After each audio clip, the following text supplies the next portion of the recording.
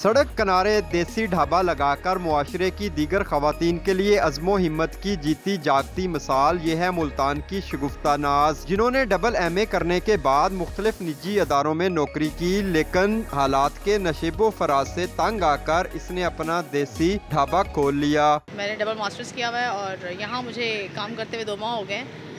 अच्छा लगा यहाँ अपना बिजनेस सेटल करके। लोगों का बहुत अच्छा कोऑपरेशन है, बहुत ज़्यादा लोग कोऑपरेट करते हैं और काफ़ी अच्छे लोग हैं। इंग्लिश और सोशियोलॉजी में मास्टर्स की डिग्री करने वाली शगुफ्ता के हाथों से बने पराठे खाने वाले इसके जायके की तारीफ करने पर मजबूर हो जाते हैं। तो हम यहाँ से गुजरते हैं तो इधर से हम आलू का पराठा और चिकन का पराठा खाते हैं तो अक्सर बड़ा अच्छा लगता है।